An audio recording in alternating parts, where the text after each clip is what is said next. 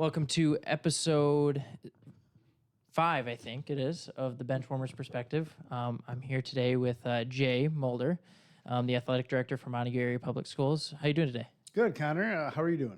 Pretty good. So, big news at Montague. You're got a new gym over there. Yes, we were very fortunate. Just under 2 years ago, we went to our school district with a bond proposal for a new high school competition gym, and we were thankful for the Montague community. You know, it passed. Yep. So we are in full build mode. As we speak, and that's very exciting for us. Yeah. So when you were walking in, we were talking about the new weight room. A little bit bigger, a little bit nicer, some new features. Yes. Basically, it's like we have a clean slate. We have a blank canvas, and we're going to be able to basically paint it, exactly how we would want it. Yeah, so it'll be all new equipment, all new weights. I mean, Yeah. And I mean, I was in that weight room when it was still up in it's still technically up in the stage. Yes.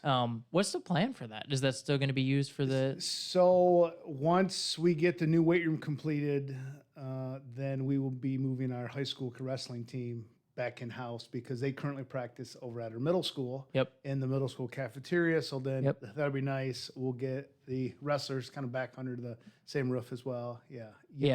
I mean, they've been moving all over. When I coached there many moons ago, like we were in the high school cafeteria. Yeah. And then we moved to one of the old shop rooms, the old kind of drafting room. Yeah, and then they moved to the middle school. They were on the stage one year. So yeah, I mean they've been all over the place. They like, really haven't had a home per se. Yeah. So they'll get that like upstairs room to be able to. Yeah, that'll be super nice. Oh yes. New. The one thing I am curious about, I know that floor from those weights might have gotten a little damaged. Yeah, there's a little bit of damage we need to repair just a little bit. Yeah, I'm curious what it looks like under there because I know it was a little wavy when I was in school. There are some spots where the floor is starting to give way. So.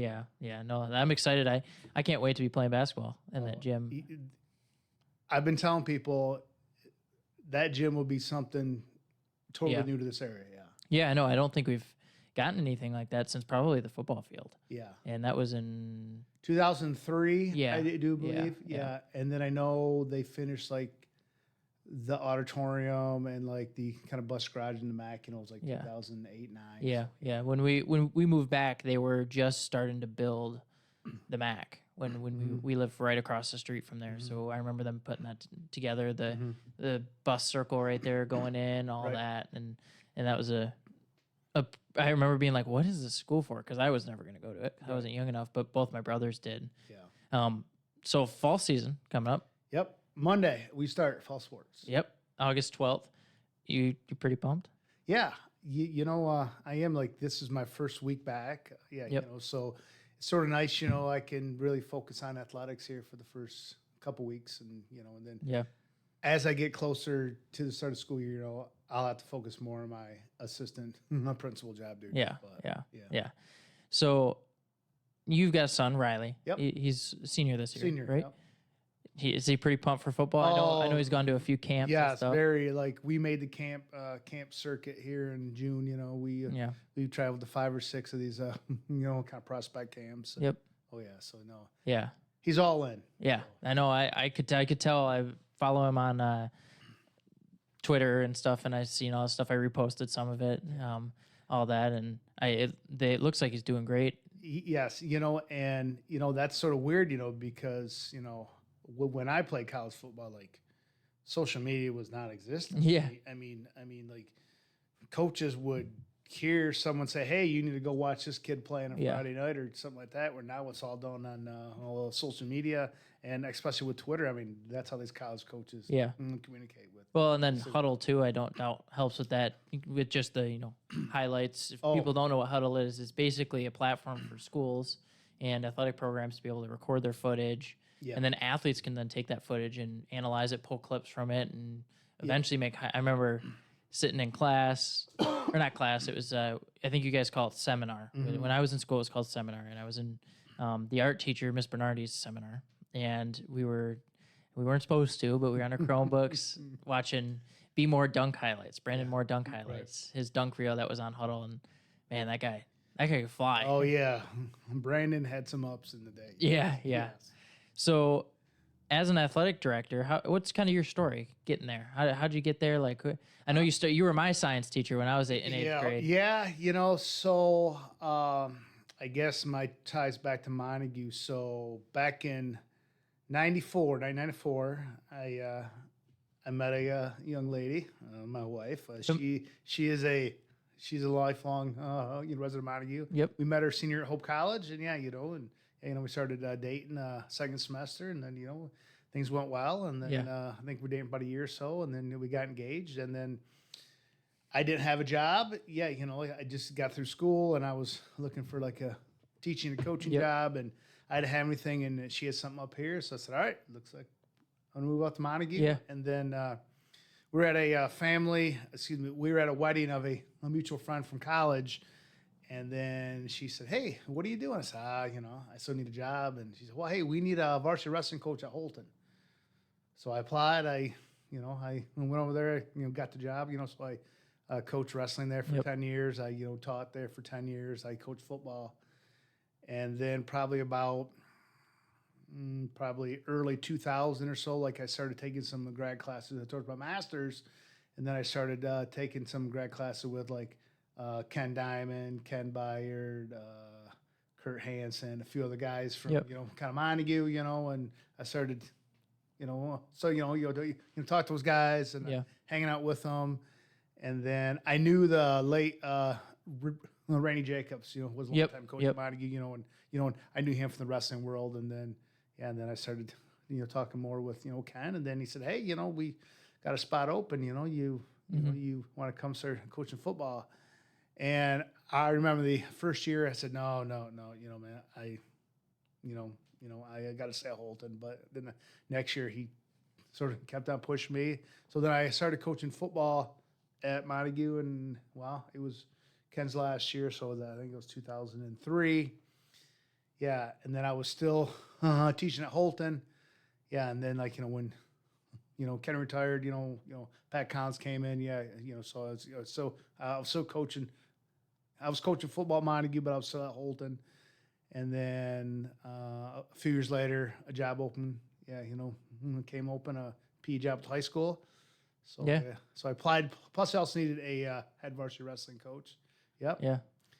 Yeah, we got hired, and then I was at the high school for 3 years teaching in PE, and just PE, coaching football and wrestling, and I mean, it was the best job in the world. I mean, I could wear t-shirt, shorts every day, and then talking with Kurt Hansen, because we coached football together for how many years on the JV. And then we both decided the fall of 2009, the fall of 2008, because, we were just starting to have kids, and we both agreed if we go 9-0 in JV and we win a state title in varsity, we're going to stop coaching varsity and we're going to go to the middle school. Well, we went 9-0 in JV. We won our first state title. Won a state title. Yep. And then we decided, okay, we're going to, start going down to the middle school. And then, we were good. And then it was a couple weeks before the season started. He said, we met. He said, hey, and then he sort of handed me this book and said, what are you doing? Oh, well, you're the head coach now. I said, what do you mean? Yeah, I'm the new principal at the middle school. Said, okay, yeah. So then from there, he brought me down. So then I became the athletic director down at the middle school starting in 2009. Yep. Yeah, and then I taught PE, and then I taught 8th grade science. Yeah. So then I did that for a while, and things were good, and then I started to go more towards the admin side, and then I became the dean of students there at the middle school for a couple of years, and then in 2020, I was offered to be the 6-12 AD. So that was a year of COVID, and that was a very different year. Yeah. So, in your opinion, you're an athletic director. You've been in the schools for, a long time. Well, I'm starting my 29th year in public education. Yep. So, what would you say the hardest thing about it is?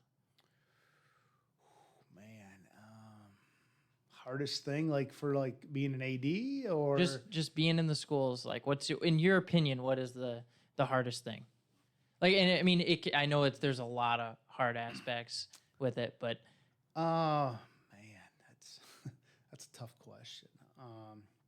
I guess probably for me on a personal professional basis, it was like finding that time balance. yeah, Because I'm the 612 AD, and then I'm also the assistant principal at the high school. yeah, So there are some days when I'm doing assistant principal stuff, or or I have meetings, or something big happened. yeah, I'm dealing with that, and then there are some days I'm out all day for an AD meeting. So yeah, it's just finding that balance of, okay, how much of my day do I devote to this, and yep, how much of that. From probably a student aspect, really we have really good kids at Montague. yeah, Yes, we have a few a handful of kids, but if you go to every school, you yeah, have yeah, no. some of those kids. It's just really trying to get to know. Quick break from the action to thank our sponsor. Meraki Performance is a leader in performance coaching. Whether you're looking to motivate your business or your athletic team, Meraki Performance can help. Check them out at merakiperform.com. Students, because Yeah. like say when a kid gets in trouble or something like that, there's probably a reason why Yeah. they're doing something in school. So yeah, just kind of taking the time, sort of get to know the kid and maybe understand the situation they're going through. Probably, I mean, we had some stuff, with kids, kids are vaping. Yeah. I mean, that's kind of a given in 2024 that you're going to struggle with that. Yeah. It's just so prominent. Yeah. I've- Yeah. And now, they make things. Yeah. I mean, yeah. I mean,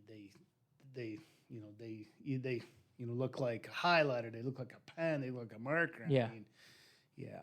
But yeah, Yeah. I mean, that and probably cell phones, Yeah. Yeah. I know when I was in school, cell phones it was a hot topic because it was during COVID. So they weren't, I know the schools weren't allowed to take them because of COVID and with that. And then we kind of transitioned out of that. And then kids were like, well, we're used to having them.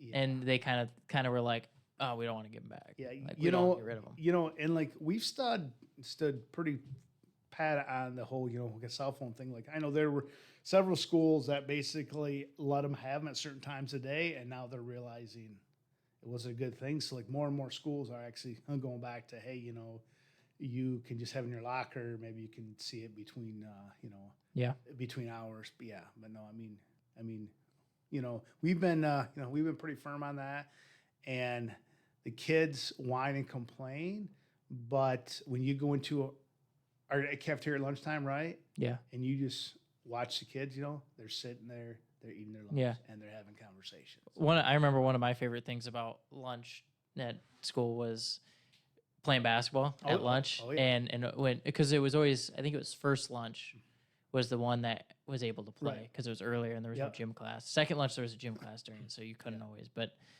that was one of my favorite things. We get 10 guys, and we just go in there and we play for half an hour. And you'll be happy that it's still the case. Yeah.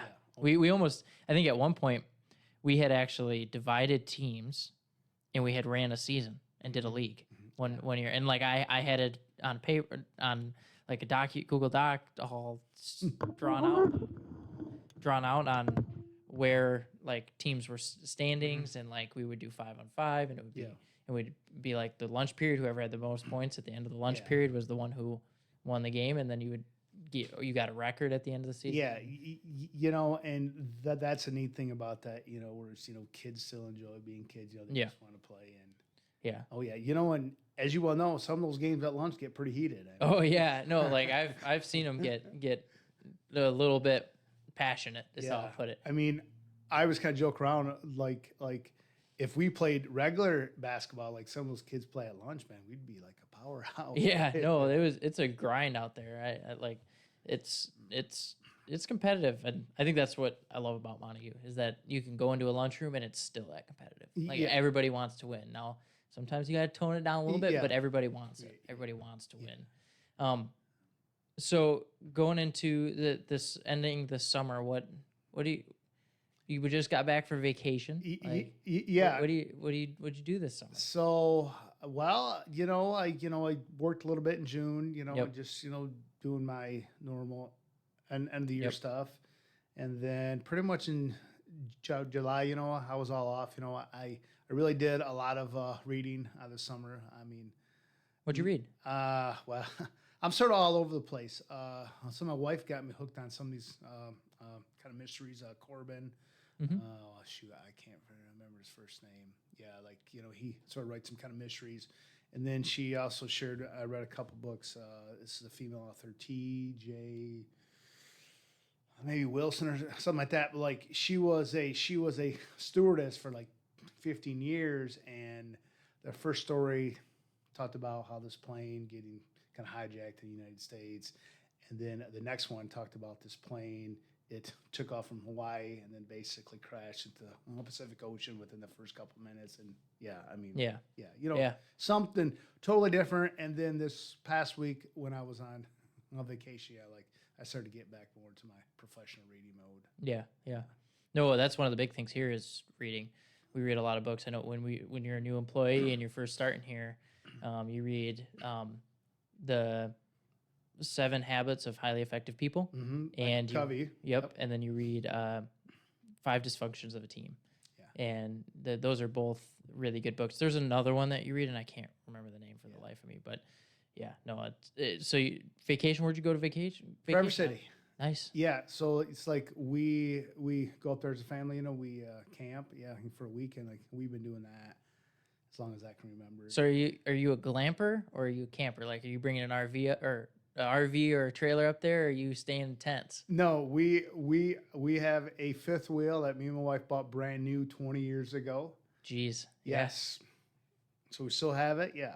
Yes. So we don't camp as much as we did. You know, with 2 kids in high school and summer. Yeah. Yeah, it's busy. I mean, like it just not even now. Like you got 7-on-7s, you got open gyms, you got all kinds of stuff. Yeah. So no, we just go up there and we camp and we just relax and go to the beach, and when we have certain places we like to go out to eat, and we just basically chill for a week and recharge, and knowing that as soon as I get back, which I got back Wednesday and I was in the office first thing Thursday morning at 7. So So going into the fall, what are like the 3-4 things you got to do to get ready for this season? Like, are you just, every year these are the things I got to do to get this season? Well, as I'm getting older in my AD, job, I'm getting better at getting stuff done ahead of time. Yep. And then especially work with my athletic secretary, Dawn Miziora. Yeah, I mean, I think we're starting our 4th year together. It's nice now because she understands, what we both need. And there are certain things, that she'll get done in the spring that we need done by fall. Yeah. So for example, one would be all the games and stuff scheduled. So I mean, normally, I like to have everything planned out at least a season or 2 ahead. Yeah. So fall is done. Winter is, I probably have to get maybe one more competitive cheer meet, and then winter's done. So once we get back into school, I'll start working on spring, especially for on baseball and softball. Yeah. So I mean, that's 1. 2, just sort of getting all of our fall coaches, sort of kind of back on board, and make sure we're all on the same kind of wavelength.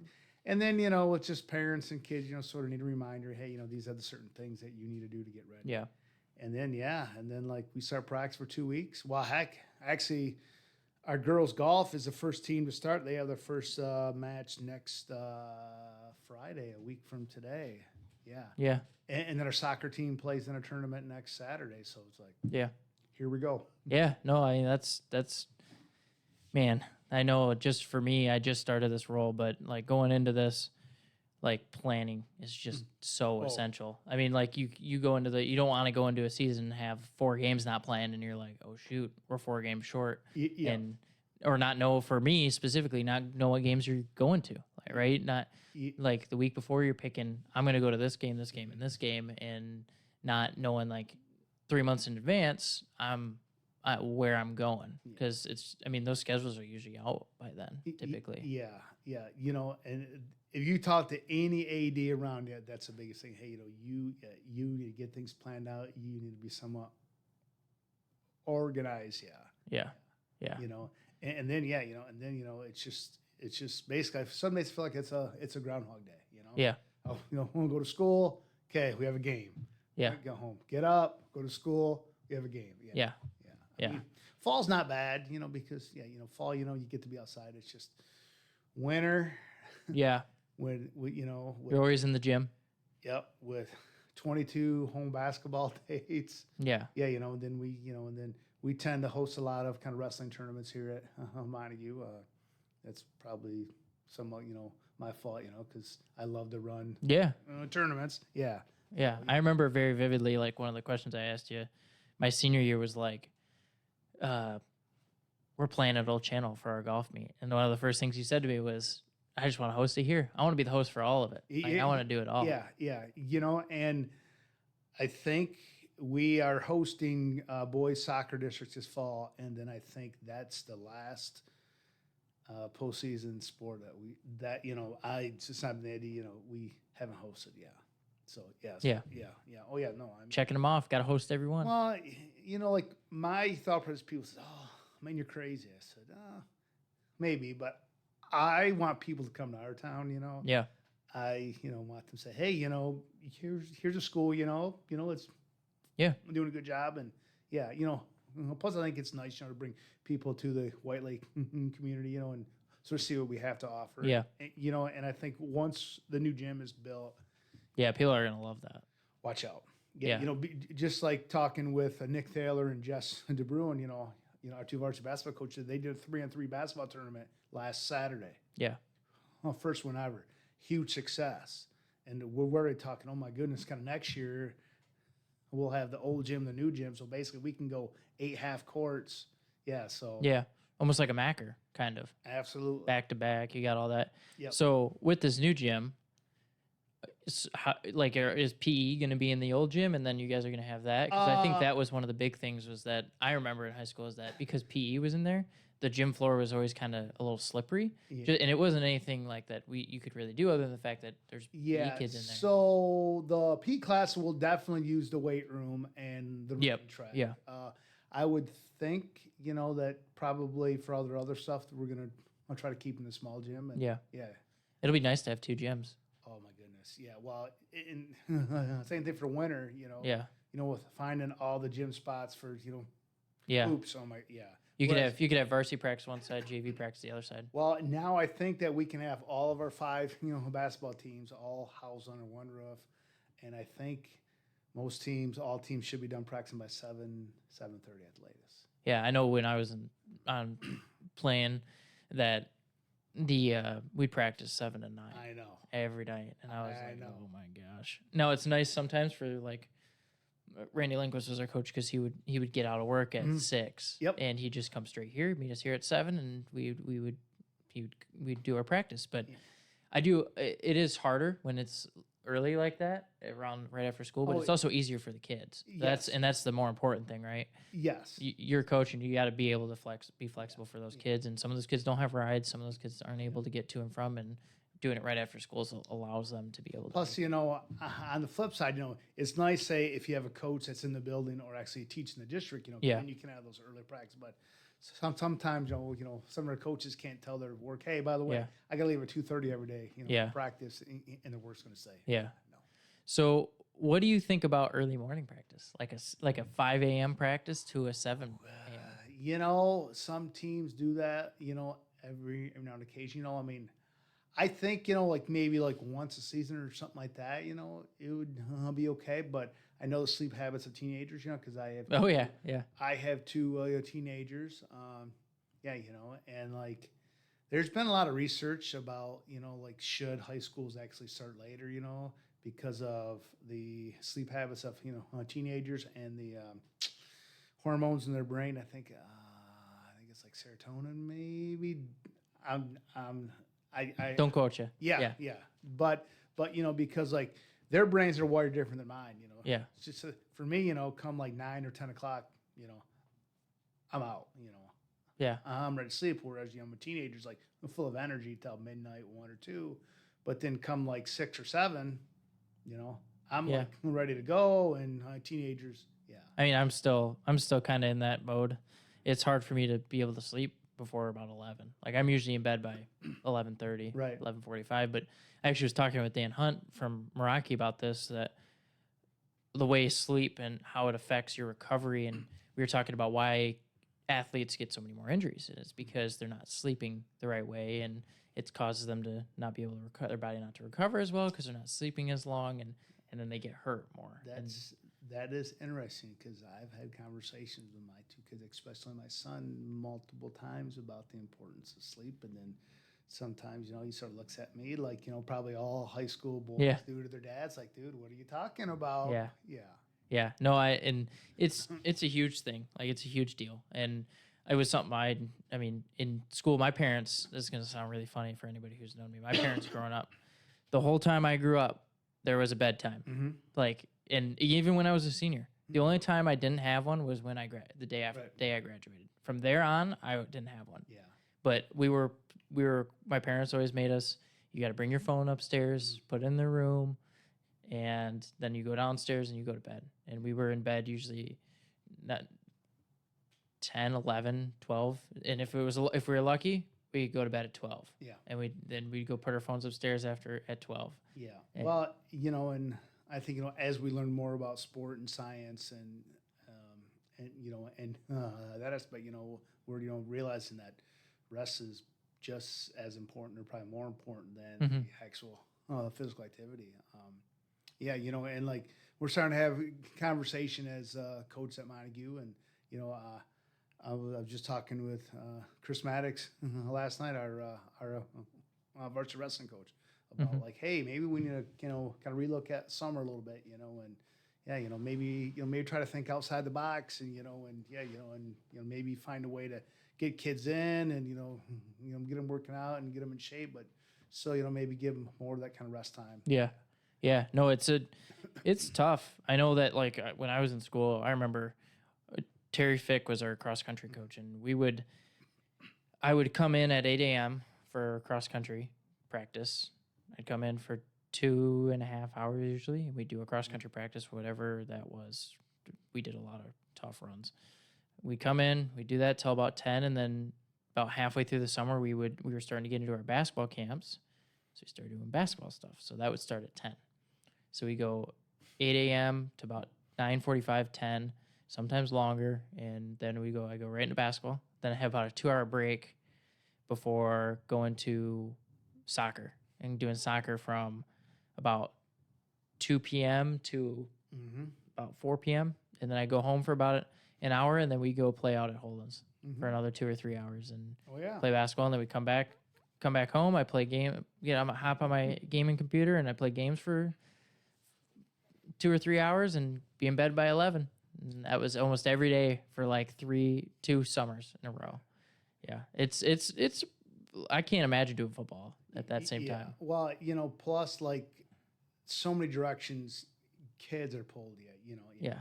I mean, I think it's really bad. You start school in a couple weeks. Okay, so we expect our kids, our athletes, all right, you're gonna go to school for 6-7 hours a day, perform at a, we'd want them to perform at a high level. Yep. And then, a lot of them are in a sport. So then, that's at least practice normally about 2 hours, so, okay, let's say you go from 3 to 5, then you go home, and then, maybe have some dinner. Yeah. And then, you probably have some type of homework, and then, maybe you want to have some, kind of free time to play video games. Yeah. I mean, it's just everybody's pulling. Yeah. And it is really tough. Yeah. Whereas, say, I like to date myself now, back when I was, a player in the studio. Yeah. I mean, we didn't have social media, there are no cell phones. I remember when we got like a cable TV, it's like, oh my goodness. Yeah. But I mean, it's tough. And I think sometimes, and I'm even as, I'll give that sometimes, we feel it is, what, these are just kids. Yeah. Yes, we want to be successful, when we want to, put a good product out there and, and have a chance to win games. But really, I mean, most kids, just want to go out there, have fun and be with their buds. And like we lose focus on that. Yeah. Sometimes. So. Yeah. So just got off a pretty successful spring. Yes. Baseball took a really like out of the blue win against North Muskegon. Yeah. How does that feel? As an AD, how does that feel when Well, a team like that, when a team does something like that? Proud. Yeah. Very happy, for Coach Moss and the team. It was funny because we were hosting softball and baseball districts that Yeah. day. And, and like I was sort of going back and forth, but then I was probably spending more time over at, softball because we have a couple people, Eric Greiner and, Yeah, he was actually our first podcast guest. Yeah. So, he loves to do the baseball stuff, so he was sort of there manning the baseball. And then like, I had the weather on my phone, right? And I'm looking, rain's coming. Yeah. Yeah. So,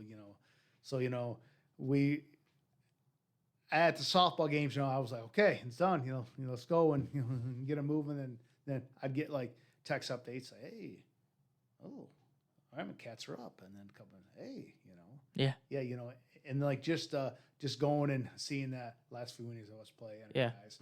But, in talking with, kind of Coach Moss, like we played those guys early in the year, Yeah. Now in doubleheader, and they killed us.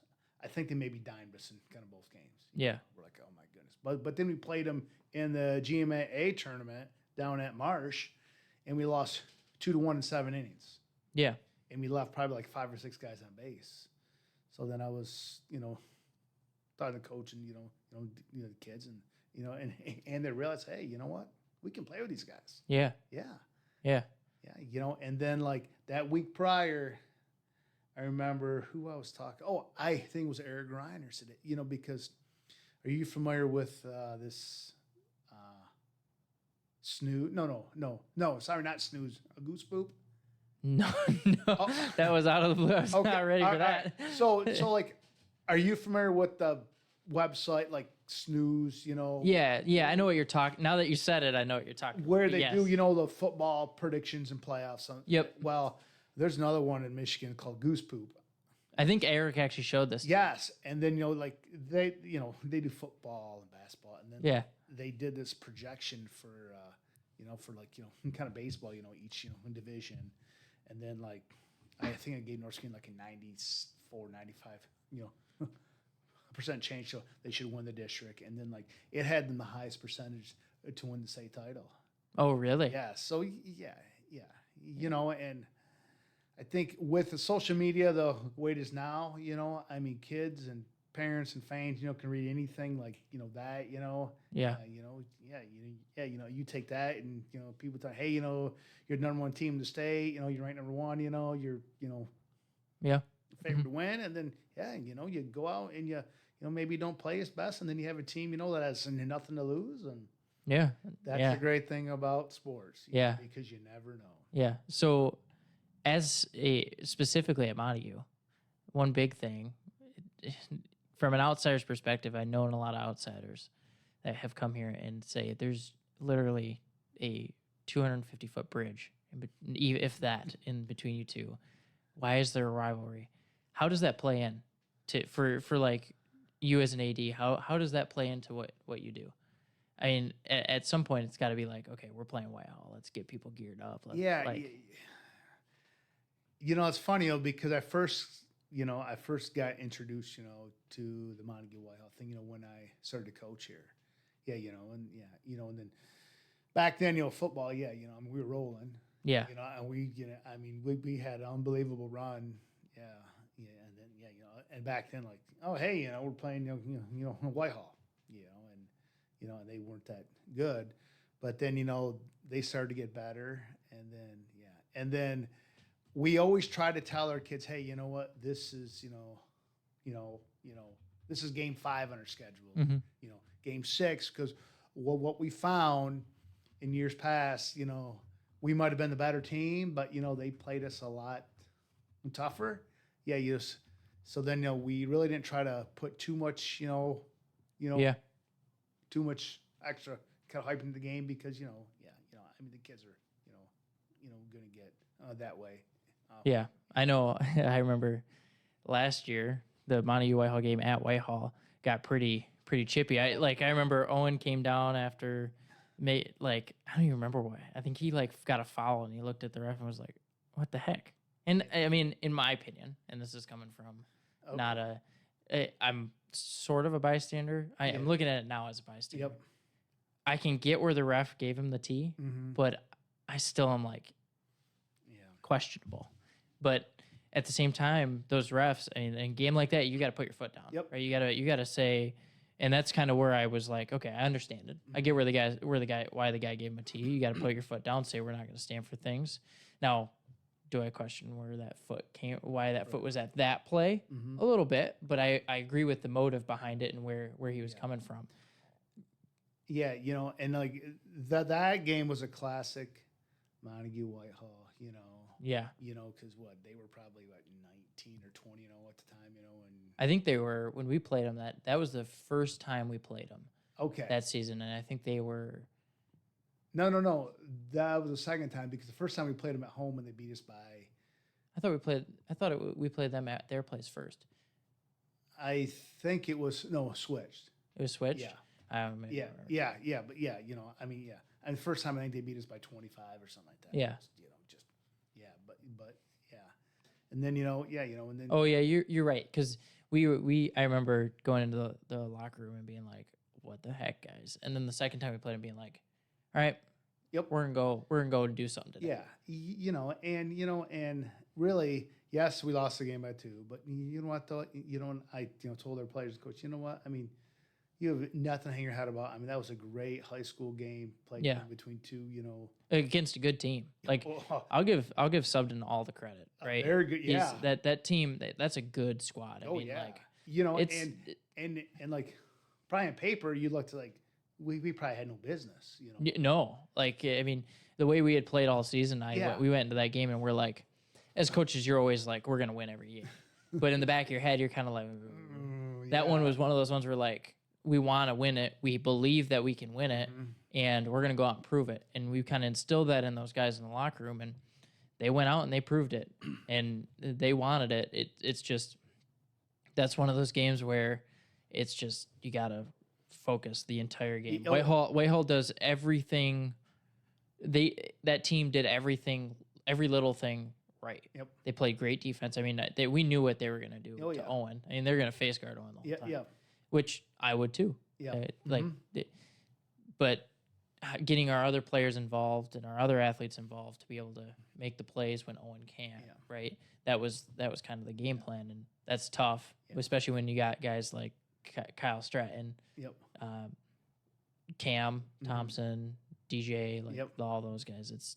They were a really, really, really good. I mean, there's a reason they went 21 or 22-0 for their regular season. There's from what I didn't stay for that. They played Spring Lake in the district final, right? No, they played them in the second round. Yeah, and they got beat that round, but I heard it was a really, really close. Oh yes, yeah, and I'm curious to see. I mean, when you look at basketball this year, I mean, who do you see? I think we're going to be in a good spot this year. We got a lot of good athletes. Yeah, I guess for the league, Ludington, is always going to be good. They don't have Schillinger this year. That makes a big difference. Yeah, I know that kid's been torching everybody for the last so them 4 and years. Obviously, Whitehall, still has the Twin Towers. I refer to them as Cam and Kale. Yeah. Yeah, so, and then I think Oak Ridge has a pretty nice squad coming back. Yeah. You know who I gave a lot of credit to, and who sometimes they're a pain to play just because of the way they play, but I love the way they play? Orchard View. Oh. Man, they gave us fits last year. Absolutely. But I would watch. The way we played was terrible. But the way that they played made us play that way. Oh, yeah. They played really just gritty, grindy. They reminded me of Bad Boys Pistons, honestly, and just fighting it out, grinding it out, and the way they played brought our play down to a different level, which gave them the chance to be able to win that game. And I loved that. I want to play like that. Yeah. If Montague high school basketball plays like that, we are going to be a force to be reckoned with. And I give them all the credit. And that's I guess that's a kind of testament, to our league. Yes, like on any given night, you're going to have a game. Yeah. You can't say, oh, hey, we have Orchard View and kind of Oak Ridge this week. Yeah, it's 2 easy games now. Yeah. So football's coming up. Yeah. Pretty pumped for that. Yes. Like, yes. Ready for that to start? Yes, we are. We're definitely excited. We had a very young team last year. I want to say we had these 6 or 7 sophomores that were up and starting. So yes, no, we are very excited, and and plus me as a dad, I have a senior. Yeah. That's a plan now. So yeah, no, definitely. I'm pumped. I know it's gonna be a busy fall for me, but I'm excited. Yeah. I'm really pumped to watch that. Curious how good Whitehall is losing Kyle and their starting quarterback, and I mean they're always gonna have athletes. Curious how the pieces play out together. What Sigmund does with them, and kind of how he game plans that. And like if you've been around this area, you see it. Teams will have really good runs. 2-3 years. Be like like way above everybody else. And then they'll sort of go back. Yeah. What's your favorite season? Man, to be an AD. I mean anything. Probably to be an AD, probably fall, because it's not super crazy. I get to be outside. The weather for the most part is still pretty good. The longest grind one is winter. Yeah. The unpredictable one is spring. Yeah. Yeah. Like could be rain one day. Yeah. We've snow another. Yeah, and we've been very fortunate. The past couple springs we didn't lose very many games and stuff. To rain outs. Yeah. I know my favorite season personally is fall. Yeah. Not because of any particular sport, because I play a lot of golf, and fall golf, in my opinion, in West Michigan, fall golf is easily the best golf. Not sometimes you're going to lose a ball to a pile of leaves, right. But I mean, like I think Old Channel Trail, like it is during the fall when all the leaves are changed to colors, and I would have to agree, and hopefully someday when I'm retired, in a few years, got to get the handicap in there. Well, I can start to enjoy more of the fall golf, but probably like fall would be my favorite season. Yeah. I and the other thing too is like it's just cold enough where you can wear pants. Yep. But it's not so cold that you're freezing, mm-hmm. and it's also not so hot that you're sweating. Yep. It's just that perfect temperature where it's nice and really pants and a sweatshirt, and you just go out, you play, and pretty outside, like it's nice and warm. And end of September, beginning of October, like Pumpkin Open out at Oceana. Yep.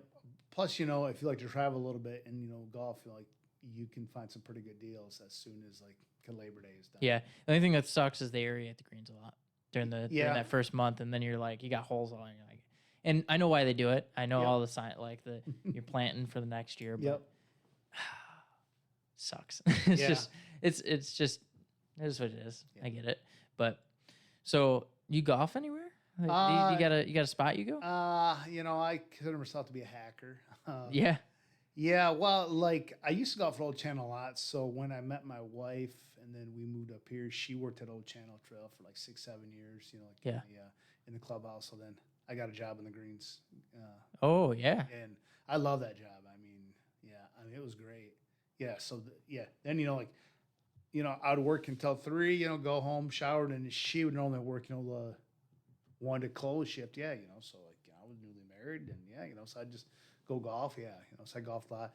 Plus, I have a couple good buddies that I used to teach with at Holton. So yeah, we always try to get together at least a couple times a year, and like one of them has a small little cottage up in Cadillac. So we'll like go up there for a couple nights, and then we'll maybe drive up to Traverse City or to wherever. And golf. So. Have you been up to American Dunes up in Grand Haven yet? No, I heard it's just an amazing experience. Yeah, so I went up there with my dad. My brother's birthday. Owen was is at the end of June, and he brought us up there for his birthday because we up until recently we haven't been able to like go out and just play like these farther away courses because either I had school or Owen had school, or Right. once I graduated, Owen had school, and so it's just been, and it's hard with sports and Yep. stuff. So we're finally able to do that. And a little bit this summer, we went up to American Dunes, and man, that's a cool. It is a really, like you said, it's a cool experience. I Yeah. mean, like you walk out to the driving range, and where you lean your clubs up against when you're out at the driving range, they're anti-tank like Oh, crosses, cool. and then like the whole course is built on sand. It's like a dune. It's Right. literally a dune, and so when you swing and you take a divot, you just see the sand like Oh, under the cool. grass. And let's take another moment to thank our sponsor, Shoreline Restoration and Construction. Did a storm recently hit your business, home, or other building? Then Shoreline Restoration and Construction can help. They are a leader in remodels, new construction, and much, much more. They also restore water-damaged buildings, flooded basement, and so much more. It's a super cool. It's I wouldn't say it's a weird tough. It's not tough because it's super, super long, though it can be at Right. times. It's not tough because it's like requires all these really tough shots, like an Augusta or something. It's tough because the greens are like the size of my pinky toe. Yeah. They're tiny and they're hard. Like, and they just don't hold the same. And so it's like to shoot a really good score out there, you got to hit like small targets, which is the tough part. That, and if you miss left or right a little bit, you're off the fairway or a little, like maybe 15 yards off the rough on either side, and you're in the crap. Every hole is isolated. Well, that's funny because earlier this summer when I was up north, I golfed with a couple of buddies. We golfed the Chief up in One of my coworkers, Jonah Kelly, just played that. up in kind of Bel Air, and great course. I mean, tough, but same thing. Like you're like if you're just off the green by 2-3 yards, approach shot, forget it. It's like all woods and valley. Yeah. So, what's your favorite 9 at Old Channel? Valley, woods, meadows.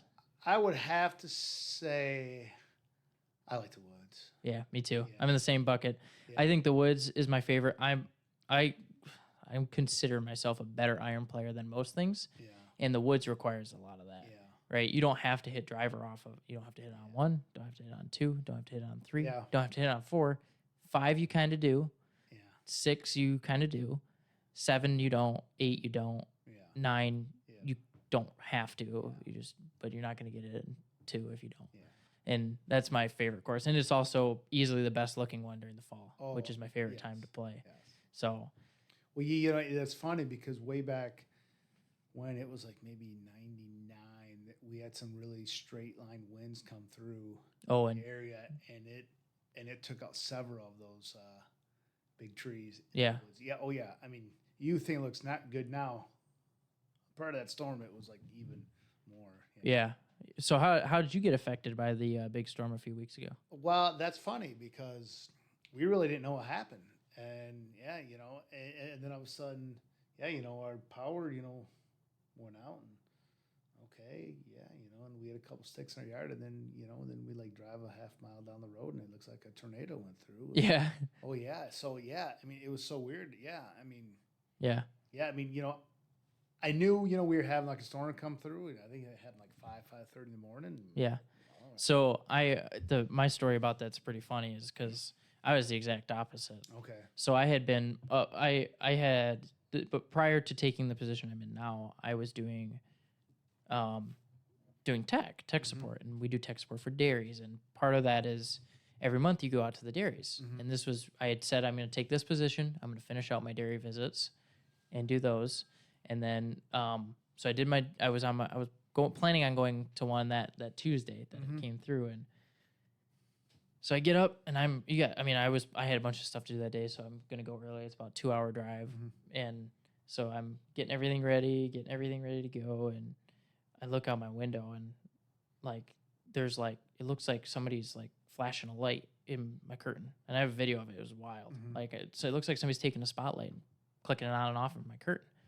And it's not like you can't really hear the thunder. You can hear the rain. So I pull aside the curtain and I look outside like, oh my gosh. Yeah. It is like, what is going on? So then I'm like, I don't feel comfortable driving in that. So I'm not going to go drive in that. Luckily I didn't, because I don't think I would have gotten home with how much traffic there was on the way back. So I get up and I'm like, I go to the bathroom, and I just get down to the bathroom. I'm walking out, and I live pretty close to Whitehall Elementary School. So I've never really lost power like ever. Right. Because the police station's right there, school's right Right. there, I'm right in the middle. And I'm like, I thought I blew breakers. So I'm like, I go check the breaker box, all of them around. I'm like, what is going on? I'm like, did we just lose power?